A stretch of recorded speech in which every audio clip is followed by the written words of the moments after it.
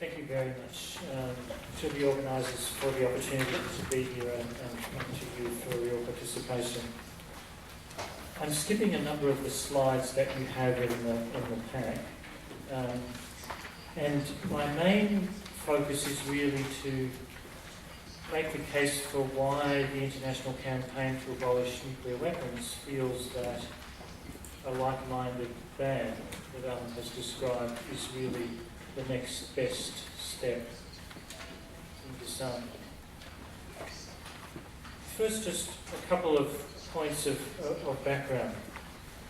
It's extraordinary that of all the inhumane and indiscriminate weapons, all except nuclear weapons are the subject of specific legal prohibition. The basis for the ban and elimination instruments around all of the other weapons of mass destruction has largely been around the unacceptable harm, humanitarian dimensions of those weapons. So this is a terrible and outstanding anomaly, something that needs to be fixed, that the worst weapons of all are the only ones which are not the subject of a specific legal prohibition. There is no room for complacency. I think the most authoritative assessment of the global state of danger comes from the Bulletin of the Atomic Scientists Board, which includes 19 Nobel laureates. And this year they left the hands of the doomsday clock at 5 minutes to midnight because of what they saw as the complete lack of follow-up of positive statements of the previous few years. The NPT, the cornerstone of the legal regime we have at present, is deeply flawed, and I don't think it's really capable of bringing us to nuclear disarmament, to a nuclear-free world. Its preamble specifically acknowledges the devastation that nuclear weapons would cause. It certainly has been something of a break on horizontal proliferation, on new states acquiring nuclear weapons. But it has so many limitations. It has no processes, no timelines, no mechanisms, no sanctions, no organisation, no punishment for withdrawal. And 43 years after it entered into force, there are no effective multilateral nuclear disarmament negotiations ongoing. There are 4 nuclear-armed states outside the NPT, and because of its Article 4 clause, it actually promotes the tools for proliferation. So I think it's pretty obvious that the NPT alone cannot get us to a world free of nuclear weapons. Some of the other key recent background, I think, that has led us to this assessment about a ban being perhaps the best next step is the intervention of the world's largest humanitarian organisation, the Red Cross and Red Crescent movement, in a much more explicit way, calling for the prohibition and complete elimination of nuclear weapons through a binding treaty. Before the 2010 review conference of the NPT, the UN Secretary General reiterated his support for a comprehensive treaty approach to nuclear weapons. And this idea of a comprehensive treaty approach, which had previously been the subject of much ridicule from many states as really not feasible, I think really entered the mainstream in a very clear way, with 2/3 of the world's governments supporting in some way this concept. And the final documents that came out of that review conference mentioned not once, not twice, but in several places, the idea of the Nuclear Weapons Convention or Comprehensive Treaty. I've listed a couple of them there in the action plan and in the conclusions and recommendations. So this idea is actually now firmly embedded in the NPT context. And of course, the other very important development, I think, that happened at that review conference was the very clear statement for the first time recognising the catastrophic humanitarian consequences that would be caused by any use of nuclear weapons. And I think that has provided a lot of basis and encouragement to work on this humanitarian dimension, as, for example, reflected in the Oslo conference earlier this year. And the Red Cross statement to the diplomatic corps by President Kellenberger in 2010 was followed up by an extraordinary resolution of the highest governing body of the Red Cross movement, which repeats much the same wording about the need for negotiations on a binding legal instrument to prohibit and completely eliminate nuclear weapons.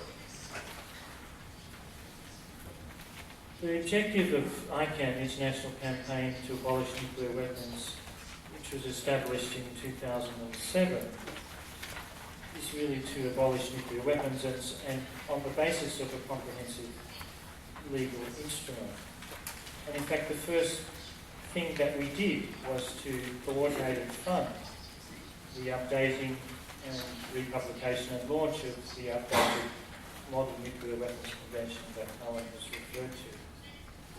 And that goal hasn't changed, but our assessment over the last 2 years has clearly firmed around the idea that a treaty prohibition led by nuclear-free states is really the most feasible next best step towards a world free of nuclear weapons.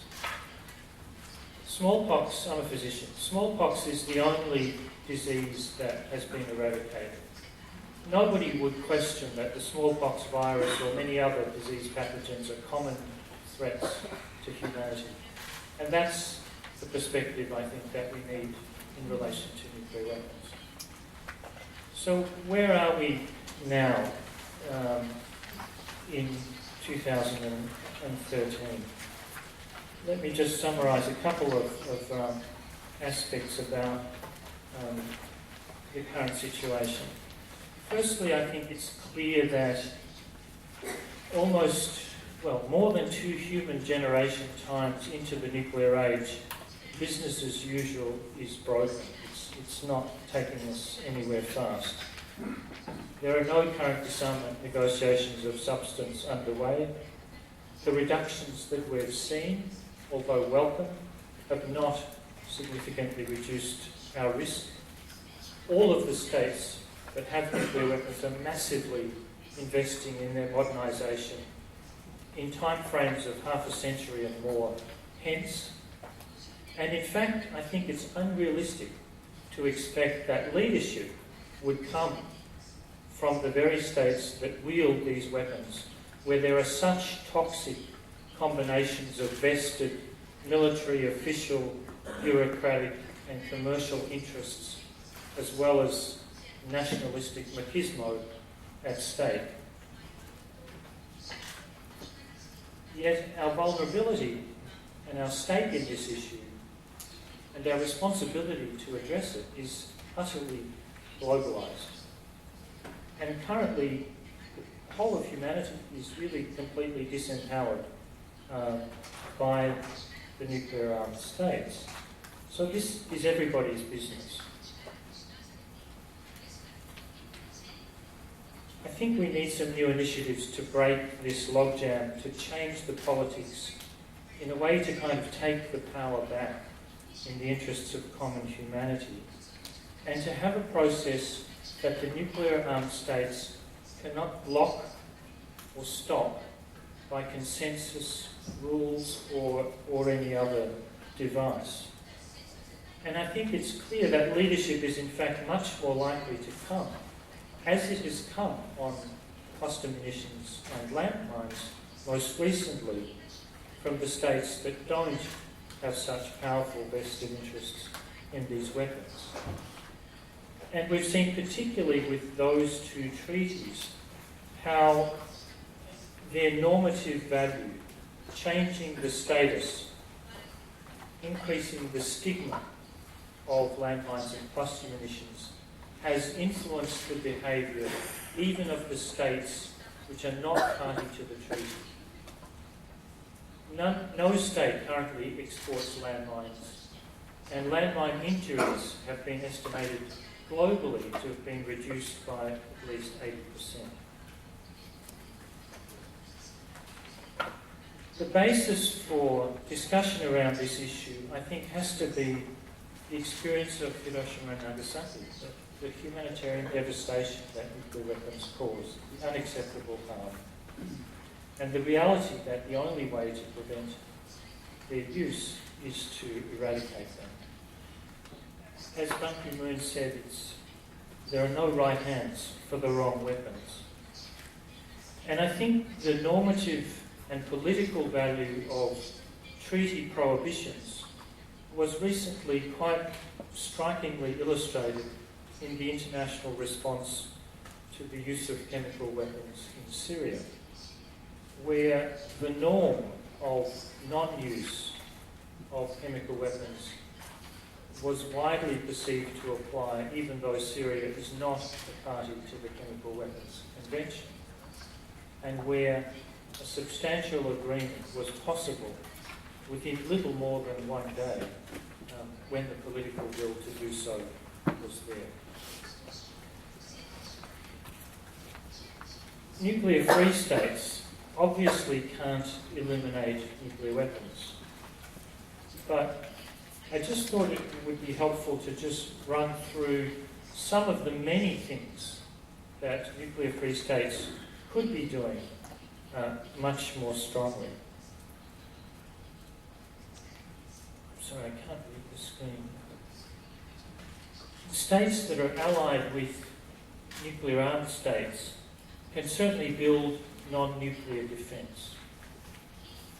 They can reframe the discourse along humanitarian lines and strengthen the evidence base around the costs and effects of nuclear weapons.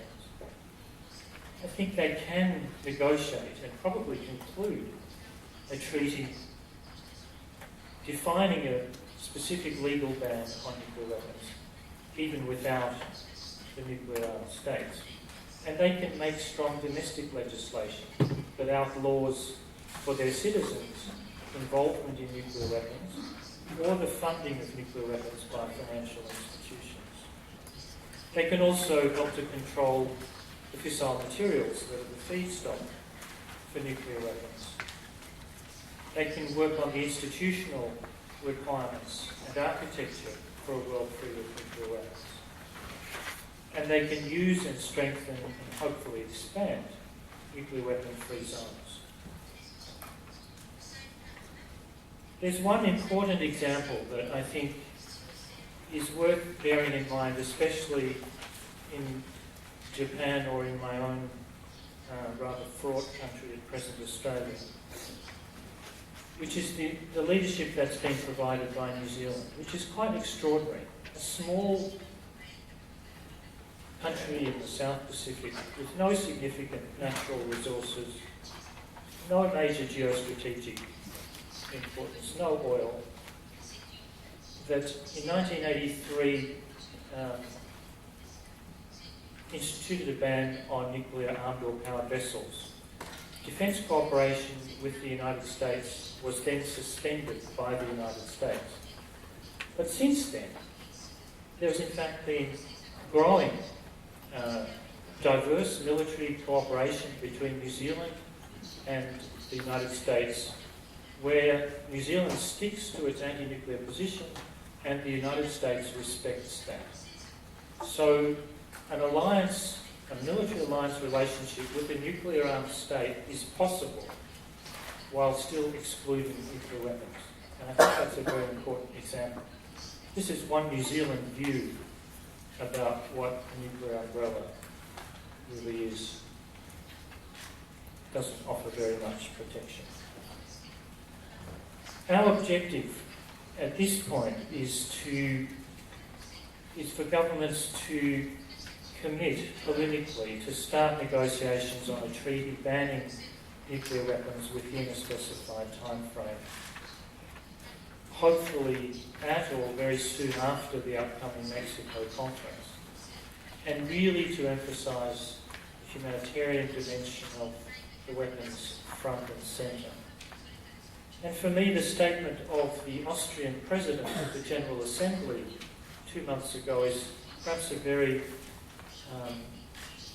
compact encapsulation of this kind of view, where he said nuclear weapons should be stigmatised, banned and eliminated. The humanitarian consequences of nuclear weapons have to be put at the centre. Nuclear-free states can't eliminate the weapons, but they certainly can do much more to stigmatise and ban them. Thank you very much.